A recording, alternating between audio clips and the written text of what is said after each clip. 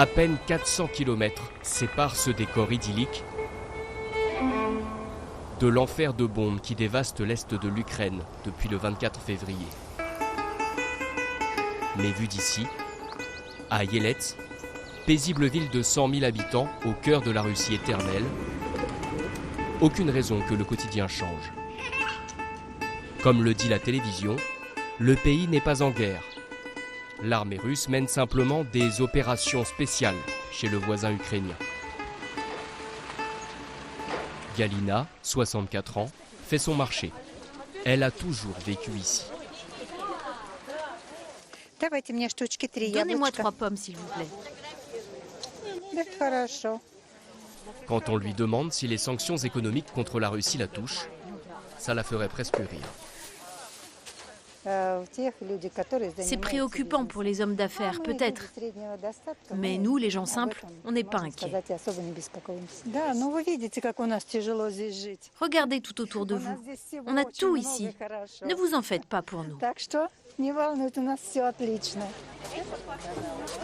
Galina est contente de s'exprimer face à notre caméra. Car elle ne comprend pas que la France soutienne le pouvoir ukrainien.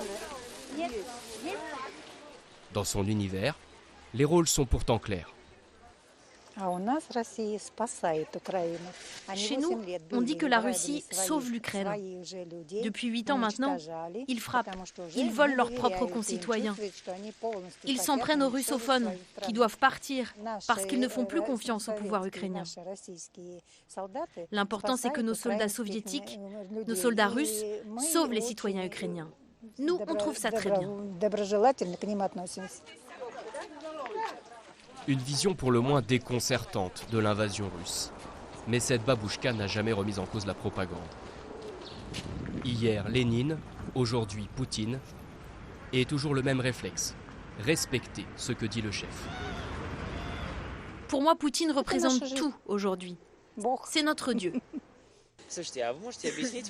Et vous comprenez qu'en France, on le décrive comme un dictateur ? À mon avis, on cherche juste à l'humilier, à le rabaisser. Mais lui, il reste droit. C'est un homme bien.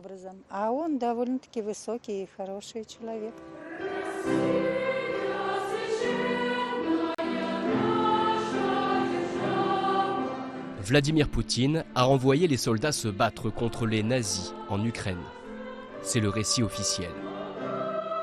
Le président convoque l'histoire, la victoire de l'armée rouge sur l'Allemagne hitlérienne. Ce patriotisme, Stanislav Korenev le transmet aux enfants depuis 45 ans. Il dirige le chœur académique de Yelets.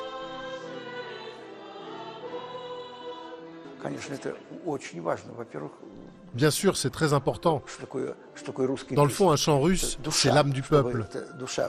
Et pour que cette âme soit bonne, il faut l'éduquer, et ça passe par le patriotisme. Comme Galina, comme la majorité des habitants de cette ville, il soutient l'intervention russe.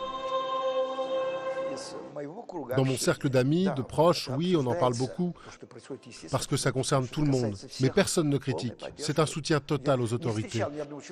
Je n'ai rencontré personne qui juge mal cette opération. L'homme est catégorique. Grossit-il le trait devant notre caméra? Impossible de le savoir. Dans ce régime autoritaire, la notion même d'opinion publique, comme on l'entend en Occident, est difficilement transposable. Selon les rares sondages publiés, autour de 65% des Russes approuveraient l'intervention militaire. Et encore, la question qui leur a été posée ne contient pas le mot guerre. Les moscovites, en tout cas, commencent à voir l'impact des sanctions. Entre ceux qui trouvent désormais porte close devant les enseignes occidentales, comme McDonald's, Ikea, Apple, H&M, et ceux qui craignent que l'économie du pays, déjà fragile, s'effondre, et se sont précipités à la banque dans les premiers jours pour retirer du liquide. Surtout, de nombreux Russes vivent d'autant plus mal cette période qu'ils ont des attaches en Ukraine, ce pays frère.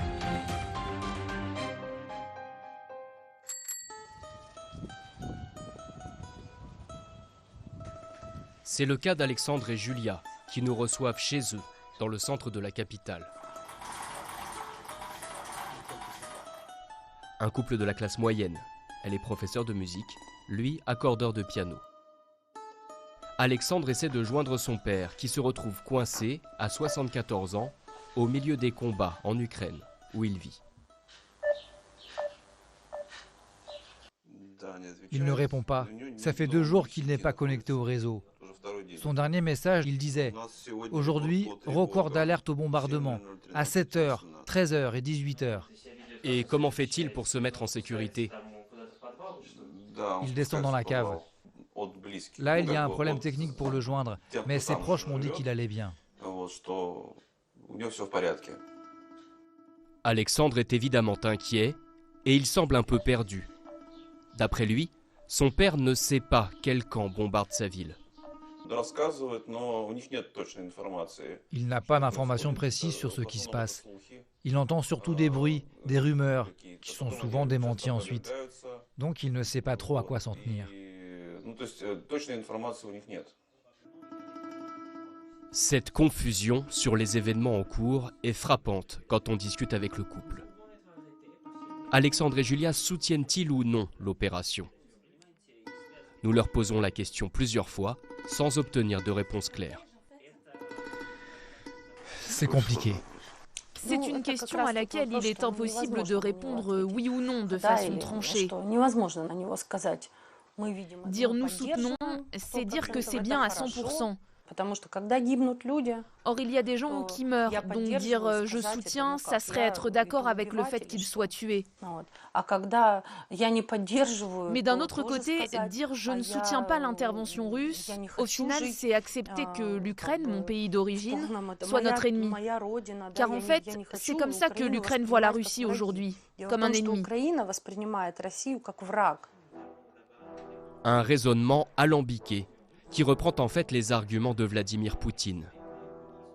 Les vrais agresseurs, selon eux, ce sont les nationalistes ukrainiens, coupables de vouloir séparer les deux peuples. L'armée russe interviendrait comme force pacificatrice. Pourquoi Alexandre et Julia sont-ils si sensibles à la rhétorique du Kremlin, alors qu'ils n'ont rien de militants extrémistes? Nous allons mieux comprendre en leur montrant cette photo qui a fait le tour du monde.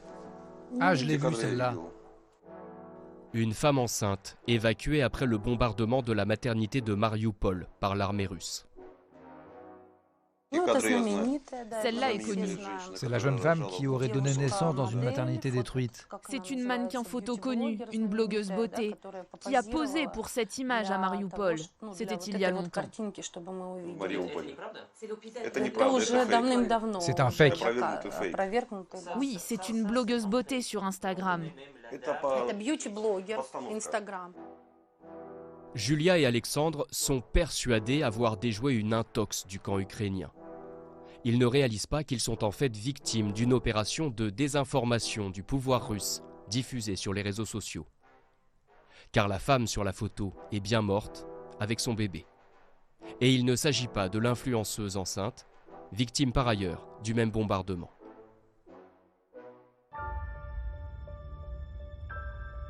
Comme des millions de Russes, les informations auxquelles ils ont accès facilement sont à sens unique. Les derniers médias audiovisuels indépendants ont dû fermer. Seuls restent autorisés ceux qui relaient la voix du Kremlin. À la télévision, toute la journée, ce sont les forces ukrainiennes qui s'en prennent à leur propre population. Voici les informations sur la première chaîne. Bonjour. À Donetsk, à nouveau des bombardements des forces ukrainiennes. Cette fois, c'est une école et un jardin d'enfants qui ont été touchés. Une femme est morte à la suite de cette attaque. Situation humanitaire difficile à Tchernigov. 120 000 personnes y sont bloquées. Les nationalistes ukrainiens ne les autorisent pas à quitter la ville. Parmi les chaînes de télé sur lesquelles Vladimir Poutine peut compter pour sa propagande, Tsargrad TV. Elle a été créée en 2015, appartient à l'un de ses proches et rassemble 700 000 téléspectateurs par jour. Son présentateur vedette, c'est lui, à gauche de l'image, Yuri Pronko, 48 ans, qui anime une émission quotidienne.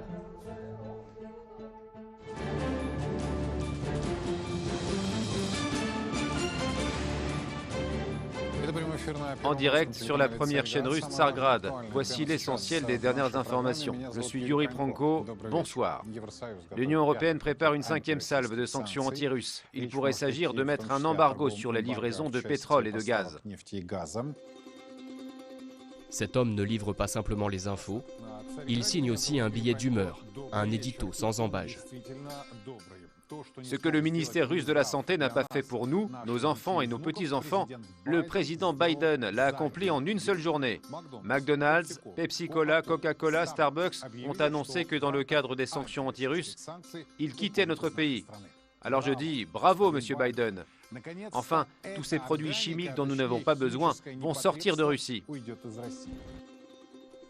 Alors que son père vient d'Ukraine et sa mère de Russie, pas d'état d'âme pour autant. Sa ligne éditoriale est claire. Yuri Pronko reprend mot pour mot les éléments de langage du président Poutine.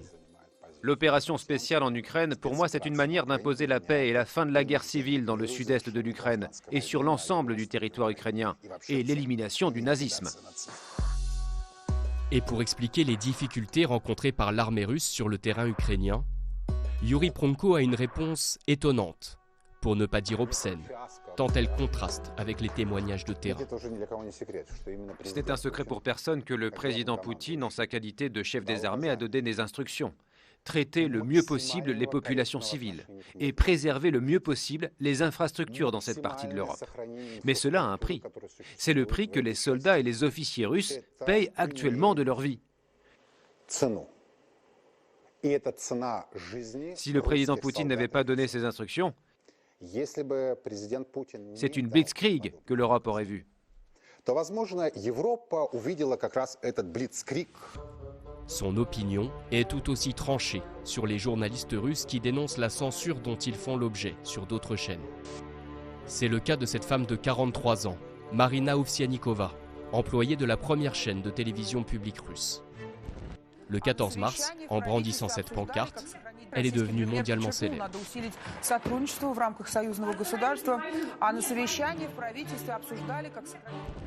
On peut y lire, en anglais et en russe, « Non à la guerre, ne croyez pas la propagande. On vous ment ici, les Russes sont contre la guerre. » C'est quelqu'un qui pendant des années a profité du régime, qui a gagné de l'argent grâce à lui. Et en un seul instant, cette personne décide que seulement maintenant, elle doit intervenir sur l'une des principales chaînes du pays et apparaître avec cette pancarte pour protester. Vous croyez vraiment que c'est une démarche sincère ? Moi, j'en doute sérieusement. Selon Yuri Pronko, ce coup d'éclat, c'est justement pour se faire remarquer et obtenir l'asile politique en Europe. L'intéressée, elle, dément. Elle affirme vouloir rester en Russie. Mais d'autres, c'est vrai, préfèrent fuir. Quelques dizaines de milliers de Russes, selon les estimations, se sont réfugiés à l'étranger depuis le début de la guerre. Souvent des musiciens, des blogueurs, des artistes, comme cette danseuse étoile du Bolchoï. Ils ne voient plus d'avenir dans leur pays. Car tout au long du mois de mars, la répression s'est encore accrue. Publier des informations considérées comme mensongères par le pouvoir russe est désormais passible de 15 ans de prison. Face à cette chape de plomb, certains continuent malgré tout de protester.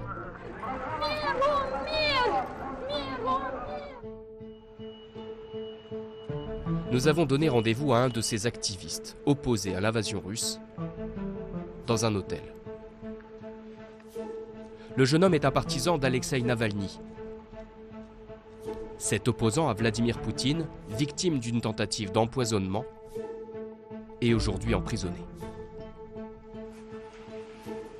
Pour avoir participé à une manifestation illégale, notre interlocuteur a lui-même passé 40 jours en détention l'an dernier. Il s'exprime à visage caché, par précaution. Et il prononce le mot tabou, interdit dans les médias, la guerre. Ce dont j'ai peur, c'est de la guerre elle-même, pas du mot guerre. Et cette guerre, elle doit s'arrêter immédiatement. Vous pensez que c'est une guerre ? Bien sûr que c'est une guerre. Plein de gens meurent chaque jour. Si ce n'est pas une guerre, qu'est-ce que c'est? Pour montrer à quel point l'étau se resserre sur la liberté d'expression, il pianote sur son téléphone. Alors, essayons d'ouvrir Instagram. Voilà ce que ça donne. Vous voyez bien que ma connexion Internet fonctionne. Je cherche Facebook, j'essaye de l'ouvrir. Oh, un message d'erreur. Erreur de protocole. Impossible de charger la page. Ces deux réseaux sociaux sont bloqués depuis peu en Russie, officiellement pour cause d'activités extrémistes. C'est juste une énorme entreprise connue partout dans le monde. Une organisation extrémiste, n'importe quoi. Cet activiste se rabat sur Telegram et WhatsApp.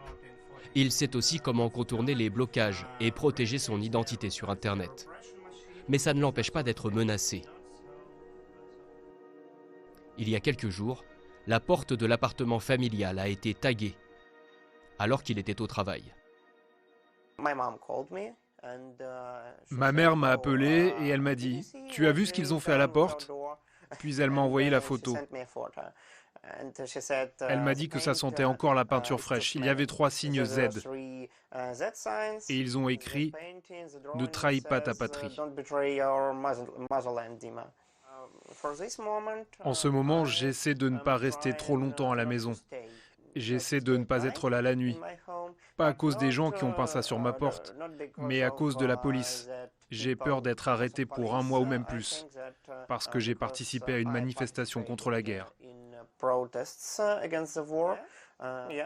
Oui, la police peut venir, et je pense qu'ils vont finir par le faire. Il accueille cette hypothèse comme une fatalité. Le prix à payer pour obtenir, il l'espère, l'arrêt des combats et à terme des élections qui permettraient d'écarter Vladimir Poutine. Mais face à lui, des activistes d'un autre genre, aux méthodes bien moins pacifiques, ceux qui ont justement repeint sa porte.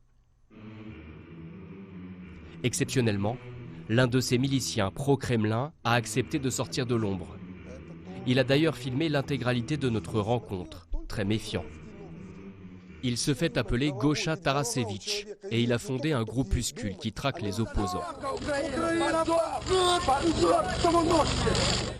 On le voit sur cette vidéo, en 2014, arracher un drapeau ukrainien à des manifestants anti-guerre.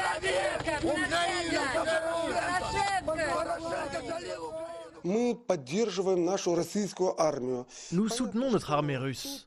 Bien sûr, ça peut paraître dérisoire, car la guerre a lieu là-bas. Mais on pense qu'il faut du soutien ici aussi. C'est pour ça qu'on colle des autocollants Z. Et plus important encore, on essaie de contrer les actions de certains groupes d'opposition, on va les appeler comme ça, qui soi-disant interviennent pour la paix. C'est un joli mot, la paix avec l'Ukraine. Nous aussi, nous sommes pour la paix. Mais dans leur esprit à eux, ils ne sont pas pour la paix en Ukraine. Ils soutiennent l'Ukraine. Donc, on essaie d'écarter ces groupes de provocateurs.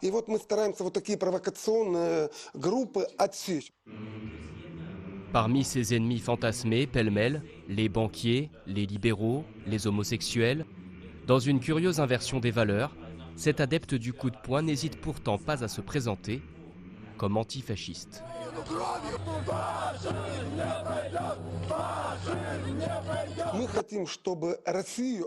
Nous voulons qu'on laisse la Russie tranquille, que la Russie continue de respecter ses traditions et ses valeurs. Ils ont essayé d'implanter ici des idées étrangères au peuple russe, les LGBT par exemple. Peut-être qu'à l'Ouest c'est bien, mais en Russie non. La majorité des Russes soutiennent notre armée, pas seulement pour la forme, mais parce que cette armée va libérer l'Ukraine du fascisme. Pour lutter contre la subversion, il approuve la répression policière. Répression qui parfois vire au grotesque. Cette vidéo incongrue est devenue virale. Sur une petite feuille, cette femme a écrit 2 mots en russe pour remplacer « non à la guerre ». Slogan interdit. Vous pensez que je risque d'être arrêté pour ça? C'est ce qui est en train de vous arriver.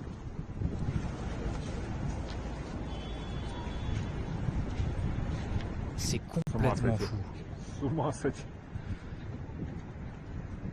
Vous avez vu ça? Et vous filmez seulement l'opposition? On filme tout le monde. Ah, tout le monde. Et si quelqu'un a une opinion différente, vous le filmez aussi? Bien sûr, on filme tout le monde. Cette passante, elle, soutient la guerre. Elle se pense donc à l'abri, à tort. Moi, je suis tout à fait d'accord avec... La police anti-émeute interpelle tous ceux qui s'attardent un peu trop. Ce qui se passe ensuite dépend de la décision d'un juge. Alexei Gorinov en sait quelque chose. Quand il nous reçoit chez lui, il sort de 15 jours de détention. Serre-leur donc un peu de jus de fruits.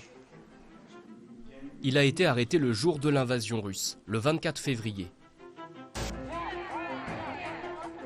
Ce jour-là, il participait à cette manifestation aux abords de la place Rouge.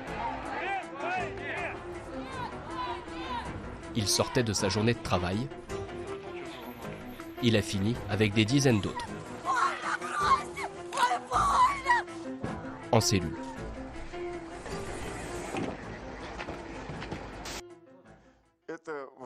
Cette photo, je l'ai prise dans le panier à salade.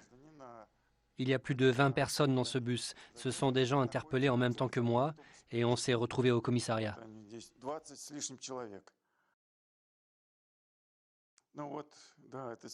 Et celle-ci, c'était à l'intérieur du poste de police. Quand les policiers sont sortis de la salle où on était, nous avons retourné le portrait de Poutine. Sachant qu'il est fou, c'est assez logique de le mettre la tête en bas. Les policiers n'ont rien remarqué. Quand on a quitté la salle, le portrait était toujours à l'envers. Une touche d'humour potache dans des circonstances tragiques. Alexei Gorinov mesure pourtant les risques. Juriste, élu municipal d'un quartier de Moscou, il a essayé il y a plusieurs années de lancer un parti d'opposition que les autorités ont toujours refusé d'enregistrer.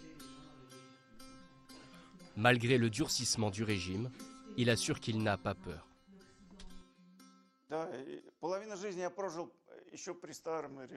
J'ai 60 ans et j'ai vécu la moitié de ma vie sous le régime communiste. Donc de quoi voulez-vous que j'aie peur? Là, on voit bien que c'est ma patrie, mon pays, l'agresseur. Et ça me fait mal. C'est humiliant.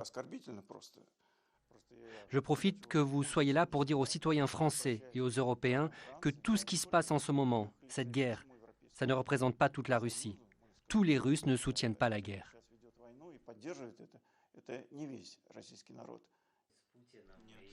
Cet homme est l'un des rares à oser aujourd'hui dire ce qu'il pense, sans détour. Bien sûr que Vladimir Poutine est un dictateur. Il n'y a qu'à voir comment il se comporte. Même si je ne l'ai jamais rencontré à personne, et c'est aussi bien comme ça. Le régime s'est replié sur lui-même. Il n'est plus possible de faire des élections. On ne peut pas le destituer ou faire la révolution, car c'est impossible de l'atteindre. Alors comment on va se sortir de tout ça? Je ne sais pas. Vladimir Poutine est au pouvoir depuis 22 ans. Suite à une modification de la Constitution, il peut en théorie rester au Kremlin jusqu'en 2036, à moins que les difficultés rencontrées par ses opérations spéciales en Ukraine ne viennent contrecarrer ses plans.